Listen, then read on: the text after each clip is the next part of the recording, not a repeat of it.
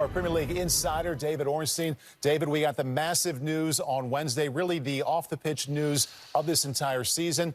Chelsea owner, that is Roman Abramovich, and his plans, his intentions to sell that club. What more can you add to the story right now? Well, Paul, it is the biggest story in town at the moment, and the Premier League have gone on the record through their chief executive, Richard Masters, to say that they hope this sale will be completed as soon as possible, which led to some suggestions that it could be really quick.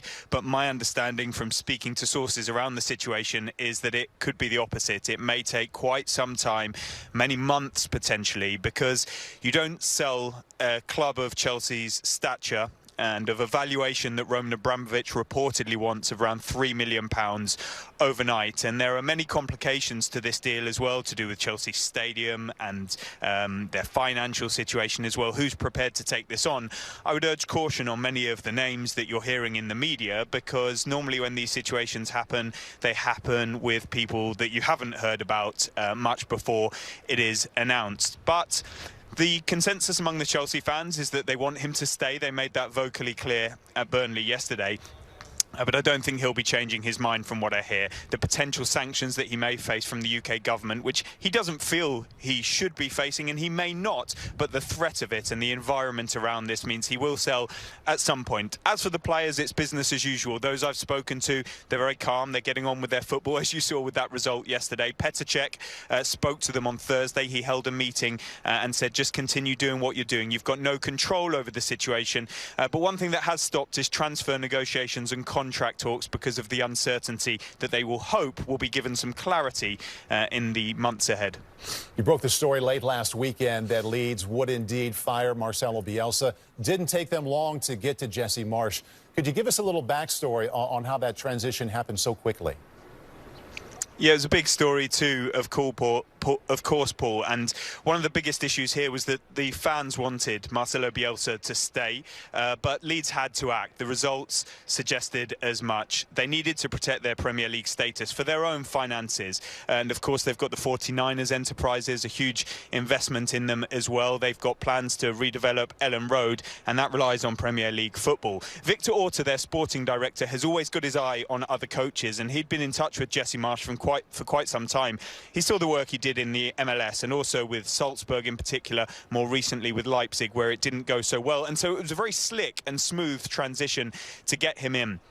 Now, the fans were conflicted, of course, because they love Bielsa, but they wanted to welcome Marsch in. They gave him a good reception at Leicester yesterday. Marsch has had to confound some of the stereotypes. Football or soccer? Ted Lasso. Well, he's done a pretty good job so far of winning hearts and minds behind the scenes. Now he's going to have to do so on the pitch. He's made some tactical tweaks, going from the man-to-man system of defending that Marcelo Bielsa used to a more zonal system. Their intensity was good yesterday. They were much improved. It was their best expected goal difference of the season yesterday at Leicester. So those I speak to at and around Leeds think that Jesse Marsch is the man to pull them through to safety. They've got some winnable fixtures coming up, and I think he's actually lifted the place, and everybody at the club is optimistic now. Manchester Derby coming up later today. You can see it at 11:30 right here on USA. We keep with the manager thoughts here. Ralf Rangnick remains the interim manager for United. How are they progressing in their search for a permanent one? Yeah, I can tell you, Paul, that process to appoint a permanent manager is well underway, to the extent that United are now meeting candidates. Now, this is going to be a staged process, so it's not a case of just making a quick appointment, but I can reveal to you that they do want to come to a decision in the coming weeks, and that will hopefully for them give the chosen candidate enough time to be part of the decision-making process around building the squad for next season and beyond. Now, there are some pretty clear names in the frame. Mauricio Pochettino, currently at Paris Saint-Germain. Erik ten Hag, currently at Ajax. Luis Enrique has been talked about as well. There are a couple of other candidates, but they're the two standout names, and United will hope, it looks like, to get one of them. Perhaps ten Hag holds a slight advantage in that he's got a relatively low release clause at Ajax. That isn't the case with Pochettino. So unless PSG were to sack him, and he's not been doing too well there domestically, but they're still in the Champions League, then it's going to cost them a hell of a lot of money, and they might not get a decision on that until more towards the summer, which would not be ideal. In the meantime, as we'll see today, Ralf Rangnick continues in interim charge, but it's my firm understanding that he will be moving to that consultancy role that we've heard about. He won't be taking the managerial job on a full-term basis, and United have a huge amount to do to rebuild the club to the level that they believe they belong, and it's going to be with a new man who I think we will hear who that's going to be in the weeks ahead. David Ornstein, our Premier League insider, thank you. Hi there, I'm Rebecca Lowe, studio host for NBC's coverage of the Premier League. Don't forget to hit subscribe to watch highlights all season long, and be sure to tune in for Premier League mornings every weekend at 7 a.m. Eastern.